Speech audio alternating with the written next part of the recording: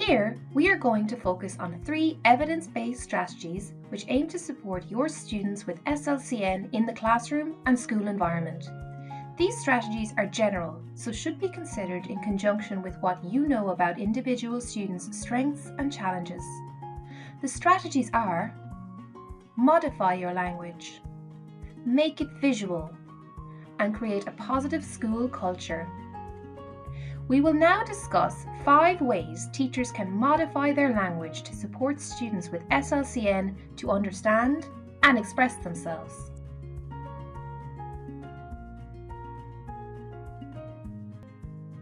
First, simplify your language. This means using simpler language and shorter sentences to allow students time to process the information they're hearing. Think about the complexity of your language. Can you break up longer instructions, or say the same thing but using fewer words? It is also important that you give instructions in order and avoid using instructions with before or after. These concepts can be very difficult for students with SLCN to understand. Let's practice simplifying. Can you simplify this classroom instruction? Okay class, I want you to sit down, open your workbook to page 34 and start to fill in activity 2. But before that, put your bags away. Take a few moments to think about how you would simplify this instruction for your students.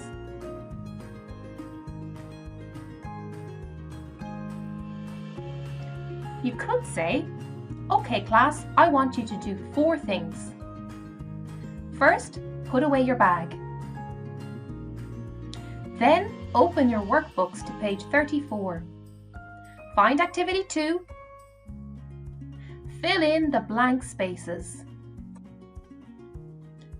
Wait. Waiting is a really simple and effective strategy that every single teacher could use. It does take a bit of practice, but the benefits are well evidenced. Research shows that most teachers only wait an average of 1.5 seconds after asking a question before moving on or providing an answer. We need to give students thinking time. Most students will take anywhere from 1 to 10 seconds to process a question and formulate a response. 10 seconds can feel like a really long time. Waiting in silence can feel uncomfortable, but waiting is powerful. Imagine this teacher has just asked the students, "Where would you like to travel to?"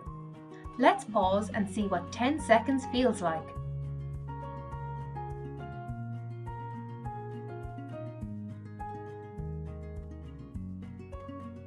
See, it can feel really long. It's a good idea to tell your students that you're introducing think time into a lesson. Otherwise, it may take some of them a bit by surprise. Notice what happens when you use thinking time. Does waiting make a difference to student participation? Use non-verbal communication. 50% of our communication is non-verbal. It can be really effective to use non-verbal communication with children with SLCN to reinforce spoken language and keyword vocabulary.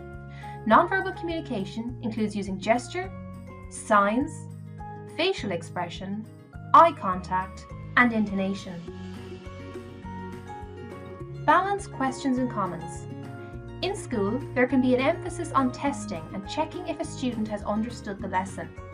This means asking questions. But it is good to be aware that questions can actually reduce the amount of language a student uses. Questions can also increase feelings of stress and anxiety for a student with SLCN. Turning some of your questions into comments can encourage a more balanced conversation with a student. This is the 5-finger rule. It is not an exact science, but can be an effective strategy to monitor how many questions we are asking and balance our questions with comments. For example, where do tigers live? In the jungle. You are right! In the jungle. Tigers live in the jungles and forests of Asia. We need to protect jungles so tigers have a place to live. Say it back the right way. If a student makes an error in their speech or language, do not correct them. Simply repeat back what they have said correctly. It is important that the student hears the word or phrase correctly a number of times. This is called recasting. Let's look at some examples of this. I want the red one. You want the red one? Is this one red? Let me find a red marker. That was a good choice picking red. I fall down. Oh, you fell down? I'm sorry you fell. It must have hurt you when you fell. In this video, students with SLCN, SLTs and teachers explain how teachers can adapt their spoken language to help children with SLCN to understand in their classrooms. You will hear professionals refer to students with SLI in this video. This is the previous term to describe developmental language disorder. I think one of the main things is for teachers, it's really easy to underestimate how much these students miss when you're giving instructions or telling them what you want. I found it difficult because I didn't understand the teacher and understanding anyone who was talking to me. Sometimes it makes me bang my head on the table because it feels like half of my brain's gone on holiday and half of it's staying. Every child with SLI is different, but there are some general things that teachers can do to support children that they're teaching. One of the most important things is to adapt the way that they talk to the child. I would suggest that teachers really think about the way they present a task and really break it down into very small stages and build the task up. So you give them one instruction, get them to complete that. Second instruction, don't put all the instructions together. It helps me to one at a time because I know what to get. Children with SLI can be helped by us speaking in very short sentences with a little bit of a pause in between the sentences for them to process what has been said. It is easy if you slow down because I don't understand what you're saying when you're fast.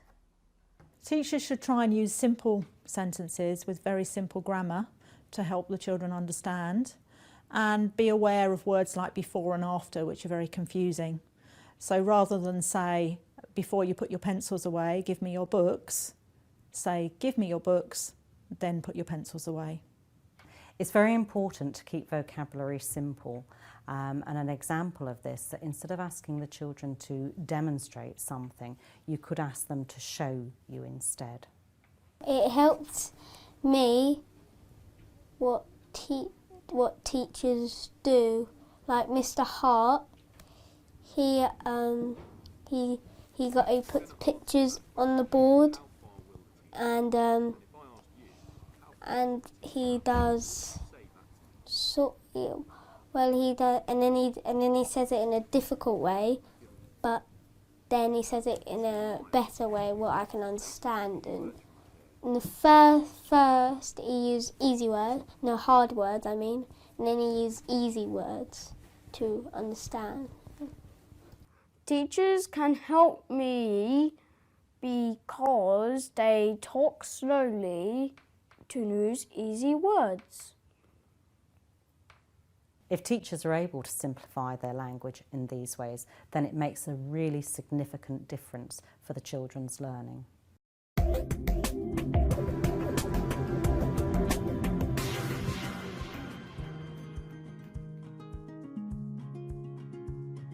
Make it visual. We can support students' understanding enormously when we use visuals. Language is temporary in nature. A verbal message may disappear before a pupil has time to understand it. Accompanying verbal instructions with a visual aid makes the instruction much more permanent. There are many types of visuals which can support students' understanding. For example, using pictures, which could involve using Google Images, photos, symbols, or drawings. We often think of pictures when we consider the use of visuals. However, there are many other types of visuals. You can write keywords or numbers, use actions, gestures, or miming, use real objects, or physically demonstrate what you want the child to do. Making daily schedules and school rules visual across the school can have many positive benefits for students.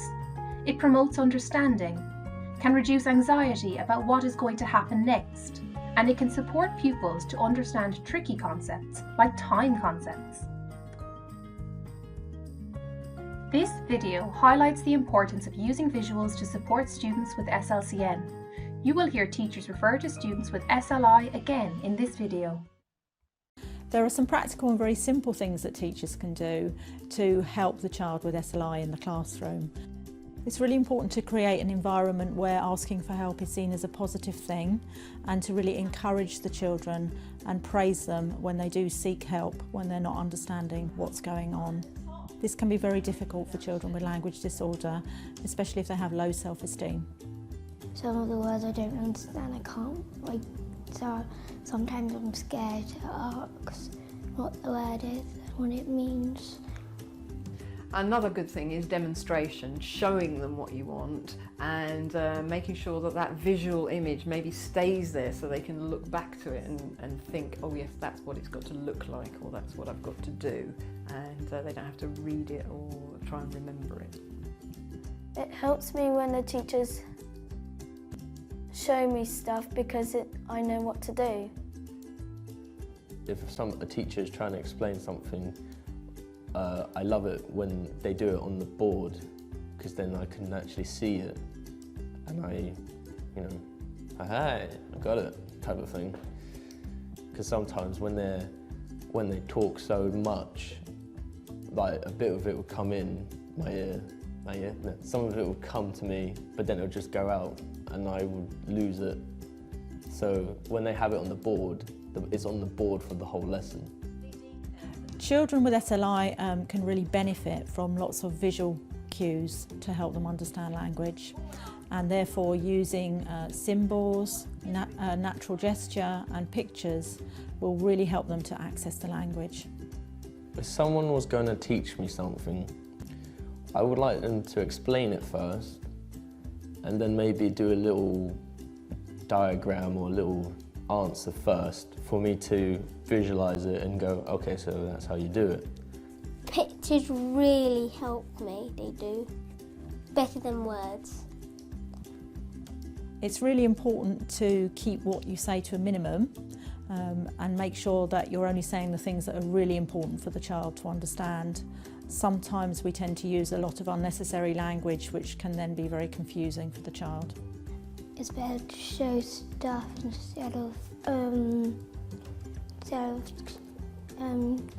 clapping along.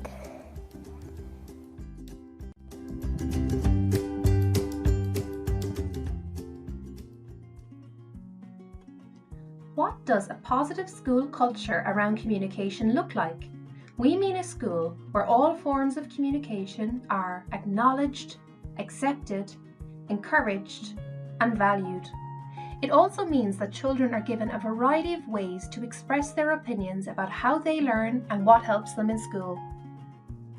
Here are some examples of visuals that can encourage a positive whole school culture where communication is valued and children's voices are heard.